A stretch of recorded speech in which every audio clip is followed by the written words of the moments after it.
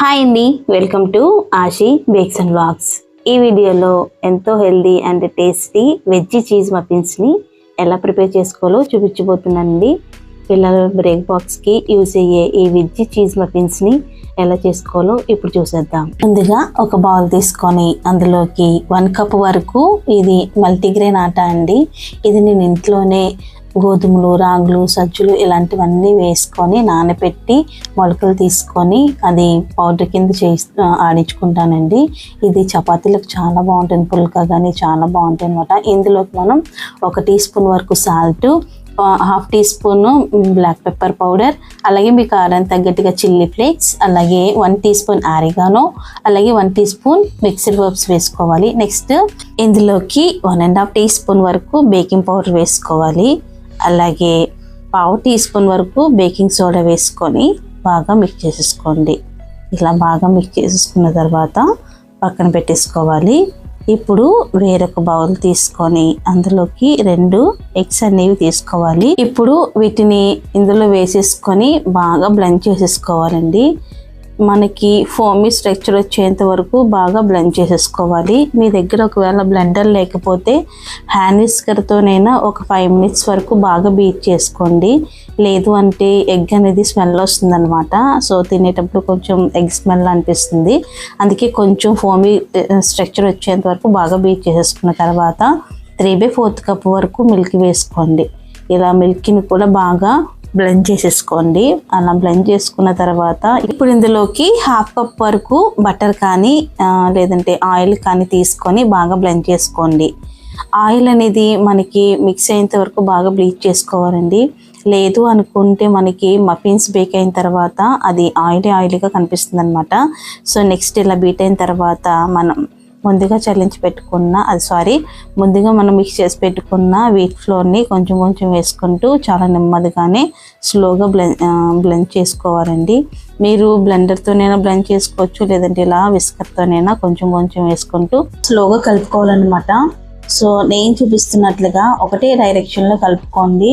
మరీ over mix చేయడం వల్ల ఏంటి అంటే ఎగ్లో ఉన్న ఫోమీ స్ట్రక్చర్ అంతా పోయి మఫిన్స్ అనేవి సరిగ్గా పొంగవండి.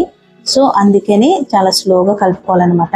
చూసారు కదా, మనకి బ్యాటర్ అనేది బాగా తిక్కుగా కాకుండా బాగా పలుచగా కాకుండా ఉండాలి. ఇప్పుడు ఇందులోకి మనం 1/2 కప్ వరకు పన్నీర్ని బాగా తురుముకొని వేసేసుకోవాలండి. నెక్స్ట్ ఇందులోకి 1 కప్ వరకు చాప్డ్ బాగా ఫైన్గా చాప్ చేసుకున్న పాలకూరని వేసుకోవాలన్నమాట.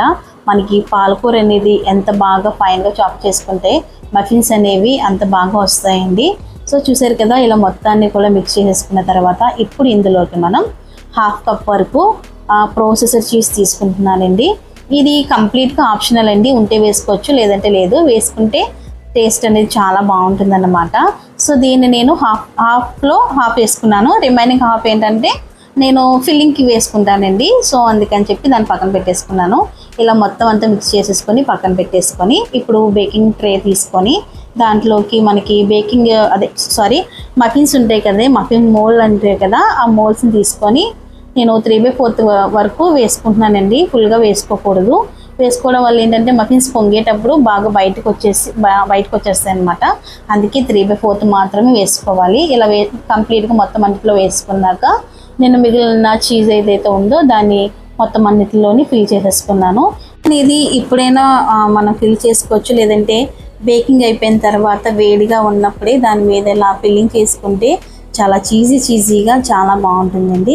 ఇప్పుడైతే నేను బేకింగ్కి అయితే పెట్టేసుకున్నాను అనమాట. 180 డిగ్రీస్ దగ్గర 10 మినిట్స్ ప్రీహీట్ చేసుకున్న ఓటీజీలు పోత్రాల్స్ ఆన్ చేసుకోవాలి, అలాగే ఫ్యాన్ ఆన్ చేసుకోవాలి. బేకింగ్ టైం అనేది 22 మినిట్స్ అనేది పెట్టుకోవాలండి. 22 మినిట్స్ అయితే మనకి బేకింగ్ టైం అనేది కరెక్ట్గా సరిపోతుందండి. చూసారు కదా మఫిన్స్ అనేవి ఎలా పొంగుతున్నాయో. ఇప్పుడైతే మనం స్టవ్ మీద ఎలా చేసుకోవాలో చూసేద్దాం. ఇలా మందపాటి ఒక గిన్నె తీసుకొని దాంట్లోకి ఇలా స్టాండ్ అనేది అరేంజ్ చేసుకోండి. మీ దగ్గర ప్లేట్ ఉన్నా లేకపోతే ఇలాంటి స్టాండ్ ఉన్నా పెట్టేసుకోవచ్చండి, ఏదన్నా పర్వాలేదు. సో ఇప్పుడు దీన్ని మనం 10 మినిట్స్ లో టు మీడియంలో ప్రీహీట్ చేసేసుకుందాం. ప్రీహీట్ చేసుకున్న తర్వాత దాంట్లో ఒక ప్లేట్ని అరేంజ్ చేసుకొని మీ దగ్గర స్టీల్ కప్స్ ఉంటే స్టీల్ కప్స్కి ఆయిల్ కానీ గీ కానీ బ్రషింగ్ చేసేసుకొని దాంట్లో 3/4 కప్ వరకు ఇలా బ్యాటర్ అనేది ఫిల్ చేసుకోవాలండి. బ్యాటర్ని ఫిల్ చేసేసుకొని దాని మీద ఇలాగ చీజ్ అనేది మనం ఫిల్ చేసుకోవాలండి. ఫిల్ చేసేసుకొని మీద మూత పెట్టేసుకొని 25 మినిట్స్ బేక్ చేసుకుంటే సరిపోతుందండి. చూసారు కదా, మనకైతే మన మఫిన్స్ అనేవి రెడీ అయిపోయినాయి.